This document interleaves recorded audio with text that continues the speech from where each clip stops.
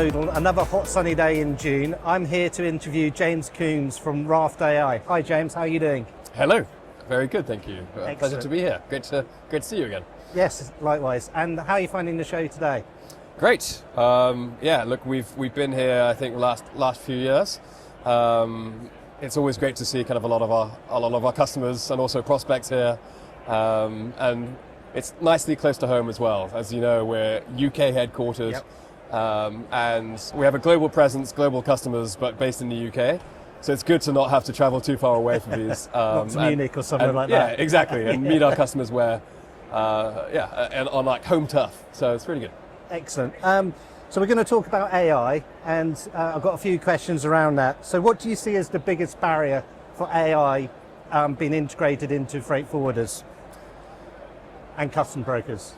I mean, plenty. As you'd expect. It's a fast-moving space, it's a fast-moving industry, a lot of things are changing by the day. Our customers are looking for that kind of credible and knowledgeable kind of provider who kind of understands that. We obviously spend all of our time just thinking about AI and how we deliver that to our customer base. And the world is changing. Yep. The world is changing for the better in terms of the tools and the platforms and the models that our customers have access to, it's an incredibly exciting time to be involved in this space, and it's a great place to be. And with that in mind, looking ahead with AI and innovation and the transformation, how do you see the trends happening in the next 2 to 5 years? Yeah, so a lot of the ways. So we talk about our business in kind of two ways. So we're a tech company. We deliver technology and we deliver leading models and AI practices to our customer base. But we're also a change management company. So our customers are looking for ways to improve their businesses, and that is via technology, but at the same time they need to learn how to bring in that technology in a sustainable and a scalable way into their organizations. And that's a huge part of a role that we play for our customers. And often it starts by identifying what we would kind of say is kind of our entry kind of wedge use cases that our customers recognize are key pain points, and pain points that they struggle with and have struggled with for years. And so often we're brought in to address these pain points, whether it's something like AP audit or customs brokerage or bookings or whatever it might be. We can articulate value and explain not just why it's a fun and great project to be involved in because it's AI and people want to be involved in AI, but also what the value is and what it means for our customer base. And that's really where the value that we provide to our customers is that we can help them articulate that, understand what value looks like, and understand why they're doing this in the first place. And then, so that's how we kind of typically start. And then because we're a platform and our customers also, they don't want 20 different providers for all of these different things, right? They want a couple or one, ideally, where they can go to one provider to essentially bring AI into their businesses and get the benefit of AI across their business, across the shipment, and that's often why they come to us as well. So they'll start in one place, but then they'll move to another area. Yeah. They'll move from maybe AP to customs to bookings, but they'll also move globally. So they might start in one region and move to another. So it's about how they deliver that process change and within our platform and how they invest for the future. And we often say it's a journey. So our customers are with us for a journey. Our customers are partners. We don't really want to just be a service provider. We want to be a value-added partner for the long term, and that's how often our best customers and how we work with our best customers in that way. So you work with them in partnership? Yeah, it's the only way to do this. Yeah, definitely. So in terms of your AI technology, how does that give your customers the competitive advantage? Yeah, it's a great question, right? It's why we exist. So there's multiple levels of it. So at first, most of our customers come to us for a very specific reason, and it's really about their operations and their cost of their operations, their cost to serve their end customers. And that cost to serve is largely a human problem, right? I mean, our industry, freight execution and freight forwarding and customs brokerage, is very much a services industry. Our customers struggle with, if they bring on a customer, they have to bring on people. And that's really hard to scale when that's your business model. So really what we are espousing and what we're talking about is to say, look, scale with technology, not people. And that's really why our customers come to us first. It's about the operational advantage. So what does that look like in principle? So It means that if they've got a large volume of customs preparation, it means that today they have people who have to inspect every single document, every single API, every single EDI, all the different inputs that are required for a given customs declaration, for example.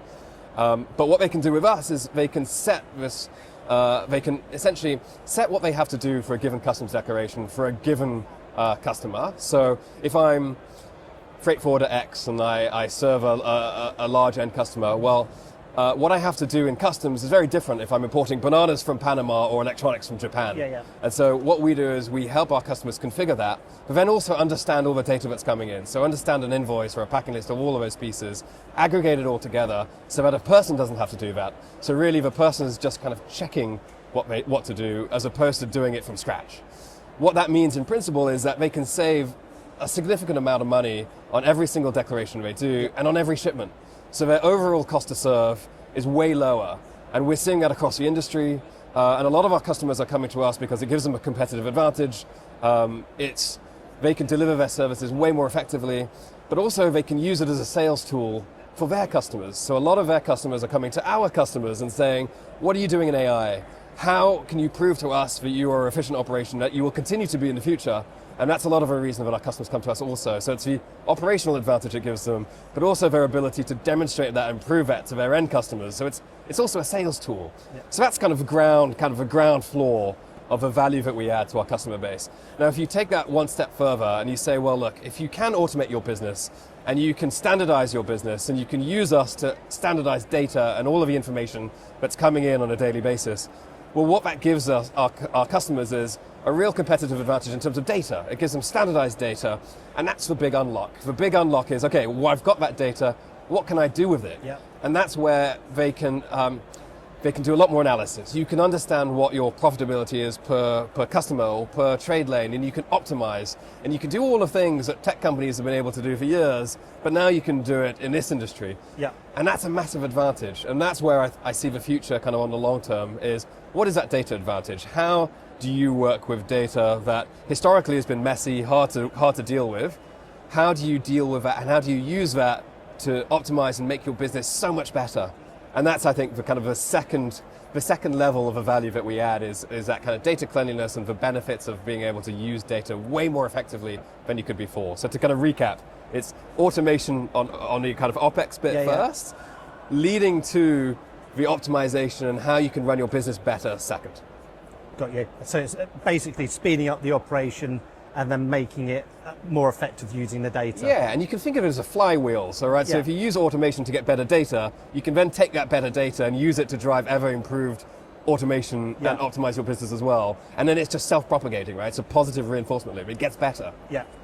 Okay, and in terms of your platform's a B2B SaaS solution, and to continue with long-term growth, what do you see are the biggest barriers and the pain points for implementing your solution to the market?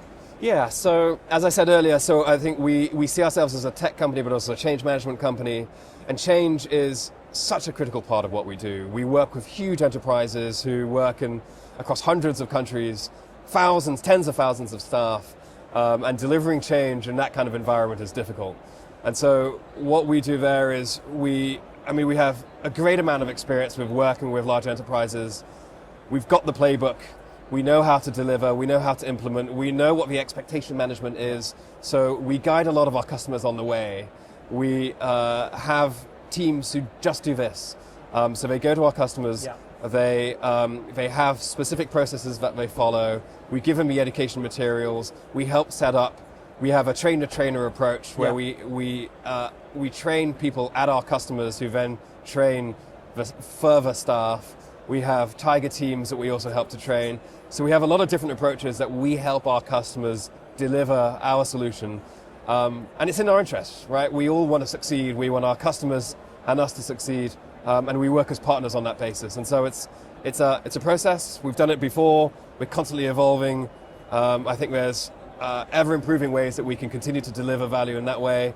But it's a journey. And it's a journey that our customers are on, and as I said, like, they're rolling out different products globally, and it's something that we will continue to do. Excellent. And You mentioned one or two things. Was it Tiger Team? Yeah. What's one of them? What's one? Yeah. It's what we call it is it's a very specific team, but our customers that we spend a lot of time with at our customer base, who understand the kind of the ins and outs and the depth of what we do. Because I think what I love about our industry is just how complex it is, and it's so many layers deep. And you really have to understand the deep details of what it means to deliver our product to our customers, but what all the layers are. Like how do you want to configure something? How do you want to think about exception management? How do you want to think about how you might do a validation in a particular way? There's just so many different things that we can do within our platform that we open up to these Tiger teams, help them understand the breadth of what we can do, and then deliver that to the broader company down the line. So they are an extension of our team at our customers, and they get tremendous value from it. Yeah. They end up being real experts in Raft and how Raft can be applied to their business. And generally they love the experience. They also love the trust that they get from their customers, because they see where things are going. They want to be involved, and typically the people who are part of a Tiger team are typically, they're at the cutting edge. They want to be involved in the tech, and they want to be involved in that intersection of kind of the what they do on a day-to-day and what technology can bring. And it's great for us. They're great champions of our business, and it really helps to drive and propel us forward. Excellent. Well, thank you, James. It's always a pleasure to meet you. Always a pleasure. And I hope you have a successful show for the remainder of the show. Thanks very much. Thanks for having me. Thank you.